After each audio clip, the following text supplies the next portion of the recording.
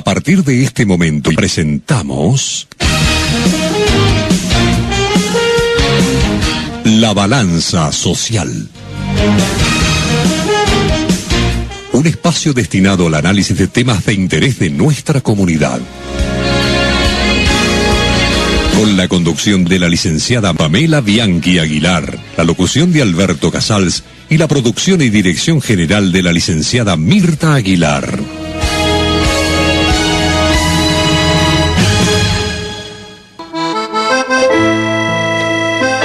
Vamos a comenzar con esta temática que habíamos anunciado y es acerca de los resultados. ¿Qué pasó con las PASOs, específicamente en la Merced? En la Merced llamó muchísimo la atención la cantidad de votantes para las PASOs, cosa que la mayoría de los políticos no esperaban, dado que habían doble sistema de elección, una para los nacionales, y ya saben todos que era un voto papel con un sobre, y luego teníamos el voto electrónico, exclusivamente para nosotros, en este caso los concejales. Y bueno, la gente un poquito estaba asustada, no sabía qué iba a hacer, decía, no, yo no voy a ir a votar. Pero los llamó la participación, los llamó el espíritu democrático y de tratar de compartir este acto democrático justamente emitiendo su voto. Tenemos un 72,30% de personas que han votado, o sea que de 9.792 personas votaron 7.080. Fíjense, hay que analizar el por qué no votaron 2.700 personas. 2.700 personas es mucho para un pueblo como este, para una localidad de escasos habitantes. Tengamos en cuenta que tenemos aproximadamente 12.000 habitantes. Me preocupa, pero sí la participación ha sido muy elevada. Yo calculo que en las próximas elecciones del 22 de octubre esto se va a revertir y van a asistir a votar todos aquellos, o por lo menos la mayoría, que no lo hicieron. Ahora, ¿qué pasa con los resultados? Tengamos en cuenta, como siempre, bueno, el oficialismo obviamente tiene toda su estructura publicitaria, recursos para regalar, todo, tiene todos los elementos para poder sacar obviamente una buena cantidad de votos. La lista 227, encabezada por Pedro Gutiérrez, logró 1.449 votos. Luego le continúa Javier Guayar con su lista 891 con 1.209 votos. Y luego tenemos lista de Silvia del Valle, la lista número 741, con 1.134. También ahí muy poquita la diferencia. ¿Qué lectura podemos hacer de todo esto? ¿Qué lectura podemos ver de estos resultados? Porque el resto de las listas no superaron los 397, en uno de los casos, 397 votantes. ¿Esos votos llegan y alcanzan para cubrir un cargo de concejal? No, no alcanzan. Entonces, de las 14 listas, las 3 que quedan en juego son las 227 con Pedro Gutiérrez, País con Silvia del Valle, la lista 741, y la lista de Javier Guayar. ¿Qué harán? Hago yo este análisis. ¿Qué harán estas personas que no logran un mínimo para poder tener una banca dentro del Consejo Deliberante? ¿Continuarán? ¿Se presentarán en las próximas elecciones? ¿Quieren que les diga una cosa? Estoy segura que sí se van a presentar, porque son 11 listas, de las cuales solo una no logró el piso para continuar a las elecciones generales, que es la lista de José Berberich. Es la lista que no logró el piso. Esa lista queda afuera, o sea, de las 14 listas quedan 13. De las 13 listas que quedan para competir en las elecciones del 22 de octubre, solo 3 logran, con los resultados hasta el momento, tener bancas en el Consejo Deliberante.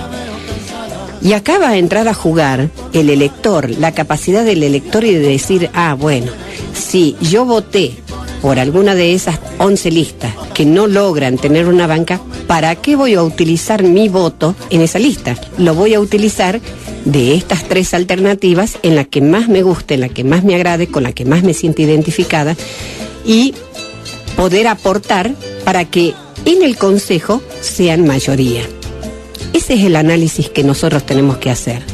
Y mire que yo soy bastante objetiva en decirle esto. No le estoy diciendo vote por la lista 227, no le estoy diciendo vote por la 741, ni tampoco le digo vote por la 891.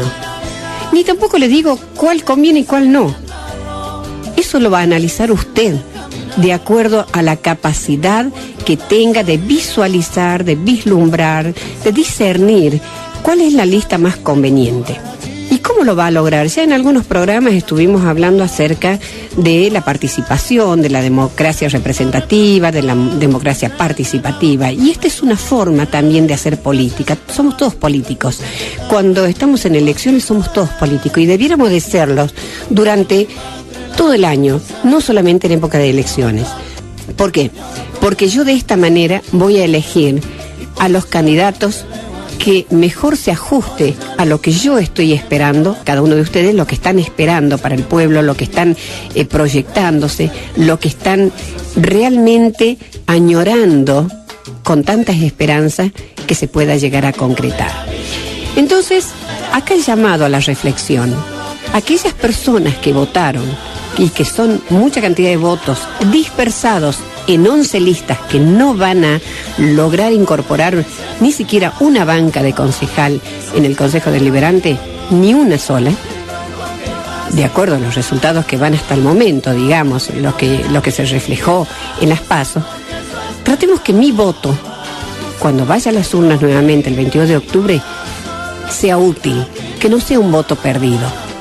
Que sea útil y que, bueno, de las alternativas que sí van a poner y lograron banca en el Consejo Deliberante, vamos a tratar de visualizar cuál es la que yo considero, la que usted que me está escuchando considera que es la más potable y la que mejor va a trabajar dentro del Consejo.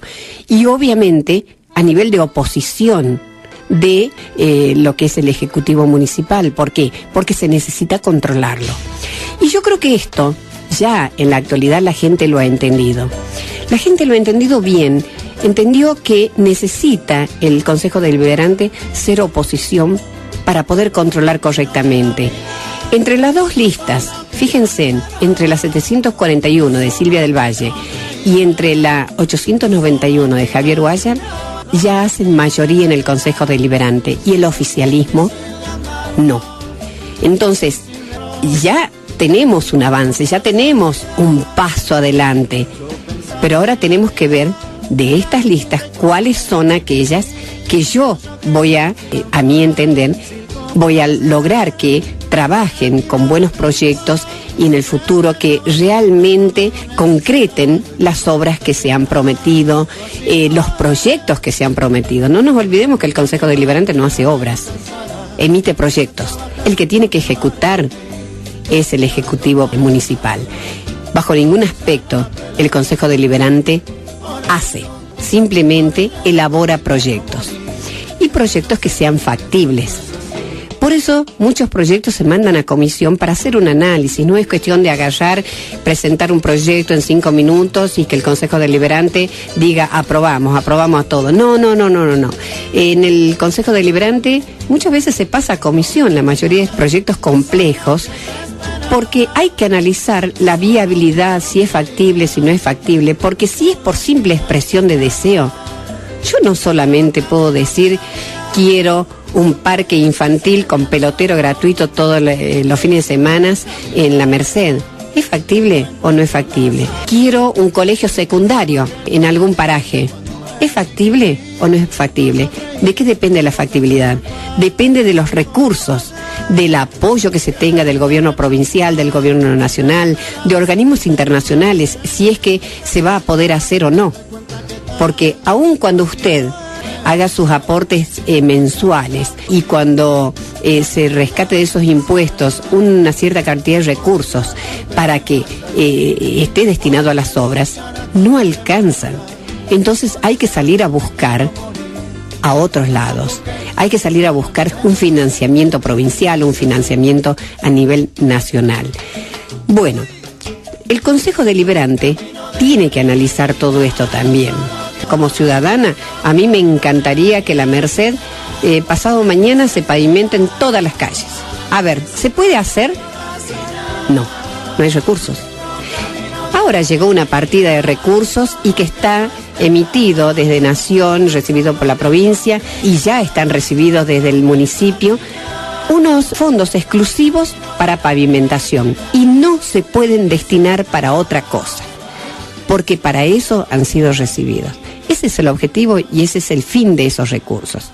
Y lo escuchaba al intendente Juan Ángel Pérez el otro día en una entrevista por televisión, que le decían y le preguntaban qué es lo que la gente pide en este momento en la Merced. Y dice, bueno, todo el mundo pide pavimento y sí, tendremos que trabajar sobre algunos circuitos que están sin pavimentar. Y yo pedí un plano, porque me llamó muchísimo la atención sobre esa expresión. Hay algunos circuitos que están sin pavimentar. Me llamó mucho la atención. Y que en realidad tampoco es lo que más pide la gente. La gente está pidiendo cloacas. Pero como él ya tiene el recurso para empezar a pavimentar, ¿no es cierto?, algunas calles, que no todas de la Merced, se va a hacer una selección de esas calles. Bueno, largo eso para decir, bueno, fíjense, ya estoy cumpliendo, acá estoy. Hay que saber leer entre líneas cada una de las palabras de las cosas que nos prometen. Y hablando de promesas, y hablando de cosas que nos regalan, y hablando de esas llegadas que tenemos de parte de los políticos, no nos dejemos engañar. No nos dejemos engañar con una pelota, no nos dejemos engañar en el Día del Niño con una muñeca, no nos dejemos engañar con un paquete de golosinas, que en realidad el político que menos da es el político que más trabaja, es el político que más hace y está en mayor cantidad de condiciones y capacidades de poder elaborar proyectos. Fíjense en el análisis que yo hago. ¿Por qué? Porque lo tiene sin cuidado el comprar a la gente. Le tiene sin cuidado el tratar de conformar con caramelos, como yo les llamo, con algunas cosas simplemente para lograr un voto. Y el político que no lo hace, tal vez puede llegar a tener los recursos, pero no lo quiere utilizar de esa manera, porque prefiere abocarse a otro tipo de política, la política sana, la política real, auténtica, esa política que nos va a llevar a saber que el día de mañana, cuando esté en una banca en el Consejo Deliberante, es la persona que va a saber llevar adelante con honestidad, con autenticidad, también sus funciones. Esas funciones que muchas veces desconocemos cuáles son dentro del Consejo Deliberante. Y tengan muchísimo cuidado al votar, muchísimo cuidado. Yo escuchaba en algún momento entrevistas y se confrontan un político con el otro, algunos dicen las verdades, otros dicen mentiras. Si realmente la gente supiese lo que pasa dentro del Consejo Deliberante, ustedes se quedarían admirados y ahí se daría cuenta del por qué la Merced está como está. Porque de los 7 concejales que hoy tenemos, salvo 1 o 2, pueden estar trabajando como corresponde. El resto de los concejales van al Consejo Deliberante y en plena sesión desde a dormir o a colgarse del proyecto del bloque de otros y lo firman. Aprueban o rechazan. Eso es todo lo que hace. Apruebo, rechazo, apruebo, rechazo. Eso es todo. ¿Eso es un concejal? No, señor. Eso no es un concejal. Eso es una persona que está ahí para ganar un sueldo. Y bueno, sí, hay algunos que yo escuché, creo que Javier escuché decir, yo no quiero el sueldo, que yo lo regalo todo, yo no me interesa el sueldo, yo tengo mi trabajo en la vida privada y lo regalo. Y bueno, está bien, Javier, es muy respetable eso. Conozco un presidente del Paraguay, también hacía exactamente lo mismo. Pero eso no nos quiere representar la capacidad para desarrollar las funciones. Eso es capacidad de regalar, nada más. Lo mismo que escucho, por ahí me aburre el Consejo Deliberante cuando lo escucho muchas veces a la concejal Chocobar, que pide informes,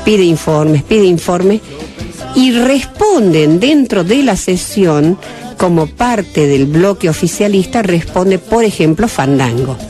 Responde, pero eso se hace, lo hacemos en la municipalidad, lo hacemos en esto, lo hacemos. Pero se está pidiendo un informe al Ejecutivo Municipal, no al concejal. ¿Por qué habla el concejal? El concejal tiene que dedicarse a otra función, no a responder por la municipalidad, no a responder por el Ejecutivo Municipal. Para eso se piden informes concretos. El Ejecutivo tiene que responder y se dará lectura de la respuesta dentro del Consejo. Pero no salir a la defensa, a la defensiva permanente. Prácticamente lo escuchaba hablar la vez pasada, digo yo, ¿es el intendente? Ah, no, me confundí, es el concejal. Pero claro, me parecía extraño que el intendente esté dentro del consejo, que puede llegar a ocurrir, pero no era el caso, sabía que no estaba.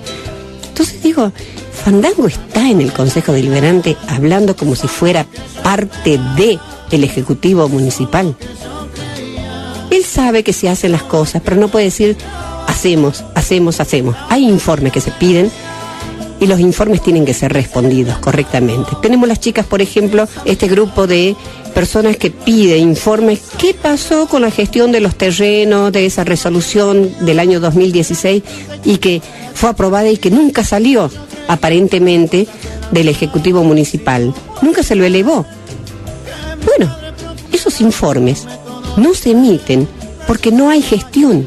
Entonces sigamos pensando a quiénes vamos a votar en las próximas elecciones. Y sobre esto les garantizo que voy a machacar en oportunidad que tenga. Voy a tratar de que la gente entienda cuál es la función del concejal y cuáles son los ojos que tenemos que abrir. ¿De qué manera visualizar?